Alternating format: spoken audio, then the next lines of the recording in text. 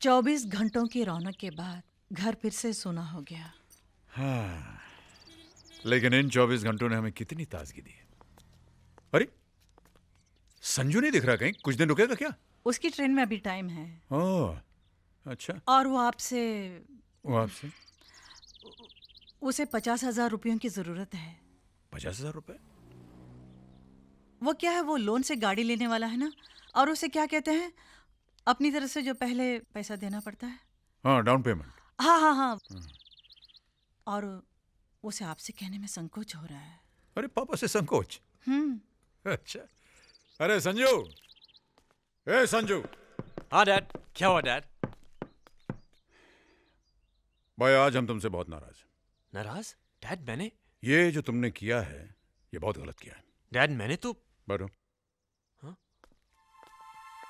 ये बताइए कि आपके और आपके पापा के बीच में ये मम्मी कहां से आ गई? हैं? अरे भाई अगर तुम्हें किसी चीज की जरूरत है तो हमसे कहो, हमसे कैसा संकोच? डैड मैंने सोचा कि शायद आप... बेटे हम तुम्हारे पापा हैं और जब तक हम हैं हमारे बच्चों को परेशान होने की कोई जरूरत नहीं। आप बिल्कुल बेफिक्री से दिल्ली जाइए, पैसे आपको वहां पहुंच जाएंगे। ओके? Thanks dad. अरे चलो भाई, नाश्ता नहीं करोगे? Yes dad. मल्होत्रा साहब, ये जो ग्रेचुइटी के अगेंस्ट आपने 50,000 का लोन मांगा है, आप जानते हैं इसके बाद आपके अकाउंट में कुछ भी नहीं बचेगा। नहीं, आप जैसे सिंसियर एम्प्लॉय को ना का तो सवाल ही पैदा नहीं होता। और फिर आप हमारे दोस्त भी हैं। आपने हमेशा दूसरों को हमारी इन्वेस्टमेंट और बचत स्कीम के बारे में एनकरेज किया है, मगर खुद के फ्यूचर के बारे में नहीं सोचा। जो कुछ भी कमाया वो बच्चों की ज़रूरतों और मांगों पर खर्च कर डाला। मगर सच बात तो ये है कि रिटायरमेंट के बाद अपना पैसा ही सबसे बड़ी ताकत होता है। सर हमारी ताकत तो हमारे बच्चों की मुस्कानें हैं। वो पैसा ही किस काम का अगर ऐन वक्त पर बच्चों के काम ना आ सके। अब ऐसे भी सर रिटायरमेंट के बाद का मुझे जरा भी फिक्र नहीं है। भगवान की कृपा से 4 बेटे हैं, 4 अनमोल फिक्स डिपॉजिट। तो 4 फिक्स डिपॉजिट, 8 बाजू, सारे के लिए इतना बहुत है मेरे लिए।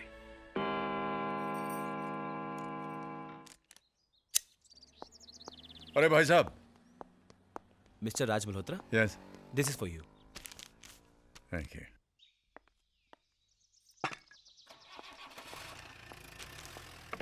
अरे देवी जी, इंडियन एयरलाइंस की फ्लाइट टेक ऑफ होने में देर हो सकती है, लेकिन आपका ये जो दरवाजा खोलना है इसमें कभी देर नहीं होती।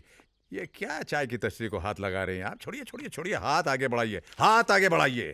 टन टड़ा, ये टड़ाम। अरे इतनी जल्दी? भाई बॉस का जब हुक्म होता है तो हुक्म बजाना पड़ता है। पैसों के लिए बच्चों का कोई भी काम नहीं रुकना चाहिए। ये किसकी चिट्ठी है? ये आलोक की चिट्ठी है। अरे फिर तो उस लड़की की तस्वीर होगी इसमें। अरे 55 की हो गई, लेकिन बचपन नहीं गया तुम्हारा अभी तक। एक तस्वीर हमें भी दिखाओ भाई। कितनी प्यारी लग रही है ना।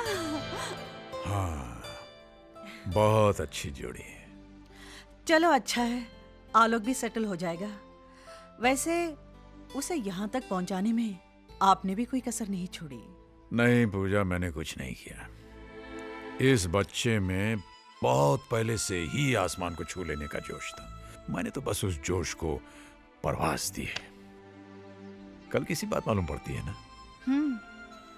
चाय जी का श्राद्ध था, याद है? तुम और हम अनाथ आश्रम से बाहर आ रहे थे, अचानक एक मीठी सी आवाज ने हमारे जैसे पांव ही रोक लिए। साहब जूता पॉलिश करवाएंगे? प्लीज साहब करवा लीजिए ना, 1 रुपए में मैं एकदम चमका दूंगा। बेटे ये किताब तुम्हारी? हाँ साहब, मैं पढ़ना चाहता हूँ, मैं बहुत पढ़ना चाहता हूँ। लोग कहते हैं कुछ बनने के लिए पढ़ना बहुत जरूरी है, और इसलिए मैं जूता पॉलिश करता हूँ। प्लीज साहब करवा लीजिए ना। आपका नाम क्या है? यहाँ अनाथ आश्रम में सब मुझे छोटू कहते हैं, पर जब मैं स्कूल में जाऊँगा मैं अपना नाम आलोक लिखूंगा। आलोक? आलोक का मतलब जानते हैं आप? हाँ, मैनेजर साहब कहते हैं आलोक माने रोशनी। अरे छोटू, किससे बात कर रहा है तू?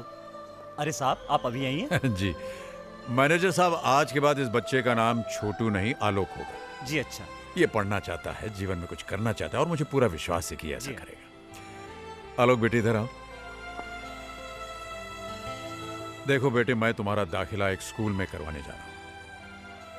तुम वहां खूब पढ़ना, जितना जी चाहे पढ़ना, और ऐसा करने के लिए इसकी जरूरत नहीं पड़ने वाली। बस बस बस बस।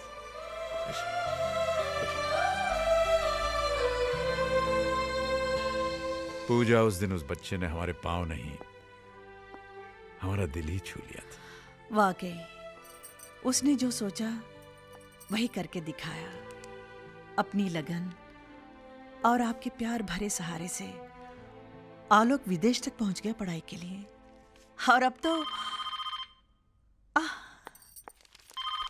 हेलो माँ जी प्रणाम। अरे आलोक बेटा, 100 साल जियोगे। अभी तुम्हारी बातें कर रहे थे हम। स्पीकरफोन पे रखो, हम भी सुनाएंगे। हेलो माँ जी। फोटोग्राफ्स के बारे में पूछो ना। पूछता हूँ माँ जी। पूछो माँ जी वो एनवेलप मिला क्या? माँ जी वो आपको एनवेलप। बरखुदार, आप वो फोटोग्राफ के बारे में पूछ रहे हैं या एनवेलप के बारे में? प्रणाम बाबूजी। वैसे मैं आपको बताना चाहता हूँ कि दोनों ही चीजें हमें मिल चुकी हैं। कैसे लगे बाबूजी? ठीक ठाक है। नाक थोड़ी सी छोटी है, थोड़ी मोटी है, और आंखें वो क्या? पूजा अरे आंखों के आप बारे में भी तो क्यों परेशान कर रहे हो? आलोक ये ऐसे ही कह रहे हैं। अर्पिता बहुत प्यारी है। शुक्रिया माँ जी। अरे भाई साहब, नेक काम में देरी मत कीजिए, फटाफट शादी कर डालिए। लेकिन बाबूजी आपके बिना। बेटा यूं समझ लो हम वही हैं? हमारा आशीर्वाद तुम्हारे साथ है, लेकिन हम दोनों का वहां होना नामुमकिन है। बस हमें तो इंतजार है उस दिन का जिस दिन तुम हमारी बहू को लेकर के घर आओगे। ठीक है बाबूजी, जैसे आपकी इच्छा। जीते रहो, खुश रहो।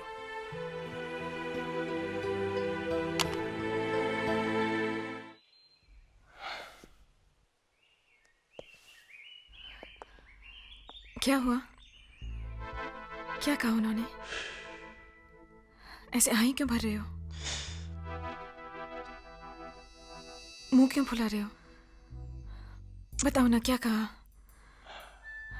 ये कहा कि नाक से नकचड़ी दिखती है। हाँ? अगर होठ होते तो क्या बात होती? ये किसने कहा? नाक वाला माँ जी ने और होठ वाला बाबूजी ने। और आंखों के बारे में तो आंखों के बारे में ये कहा कि क्या? तुम्हारी आंखों से तुम्हारा दिल दिखता है, जिसमें मेरी तस्वीर छपी हुई है। ये किसने कहा? दोनों ने।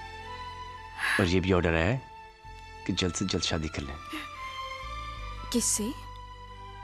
तुमसे।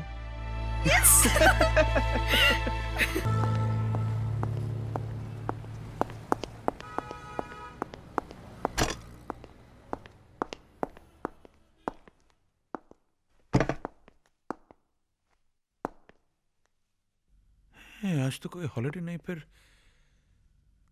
बैंक खाली कैसे है?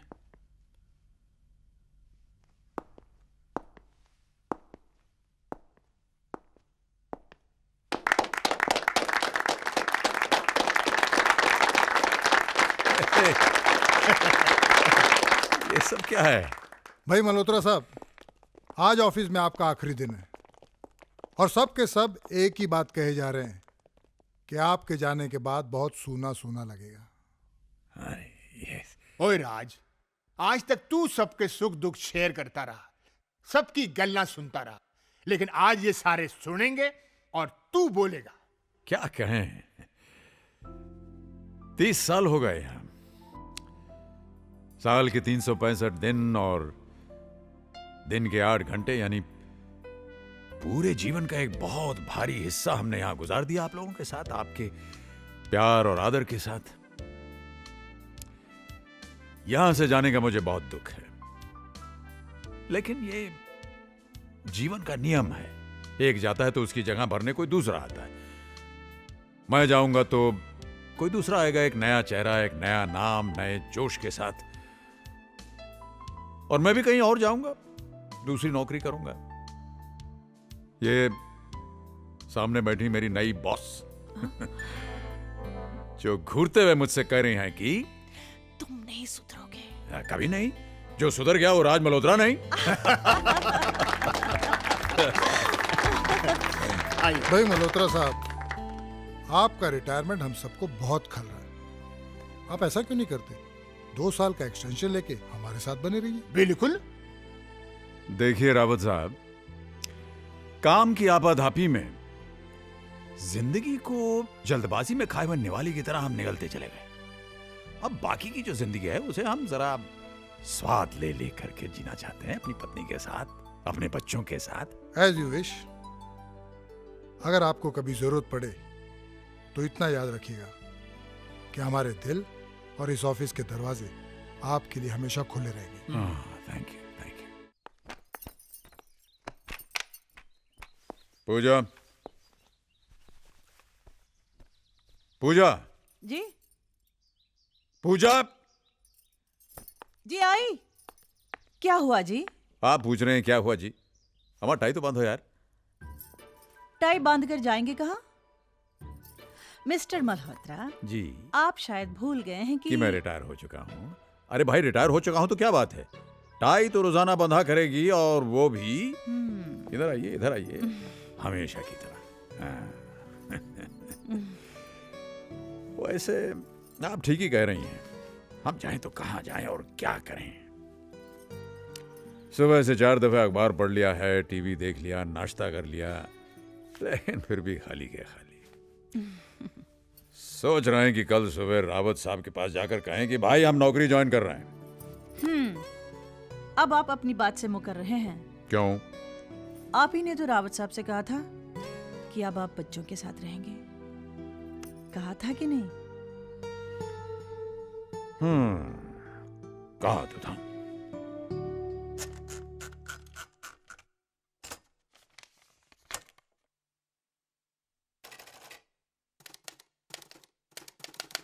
प्रिय बेटा, बहुत बहुत प्यार। हम और तुम्हारी मम्मी तुम सबको बहुत याद करते हैं, हम कुछ ज्यादा ही, क्योंकि हमारे पास अब वक्त ही वक्त है। हम रिटायर हो चुके हैं बेटा, और अब हम अपनी आगे की जिंदगी के बारे में कुछ फैसले लेना चाहते हैं। हम चाहते हैं कि तुम लोग इसमें हमारी मदद करो।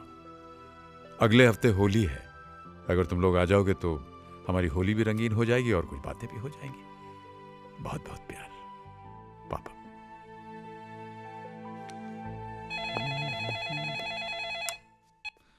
हेलो। नमस्ते भैया, संजू बोल रहा हूँ। हाँ संजय, बोलो। भैया, पापा की चिट्ठी मिली आपको? हाँ मिली। तो क्या सोचा आपने जाने के बारे में? भाई, तुम्हारी भाभी का तो कहना है कि हम सब लोगों को वहाँ पर जाना चाहिए। डैड रिटायर हो चुके हैं, ग्रेचुटी और प्रोविडेंट फंड का पैसा भी आ गया होगा। चल के सलाह मशवरा कर लेना चाहिए कि इतनी बड़ी रकम का करना क्या है। इसी बहाने होली भी साथ में मना लेंगे।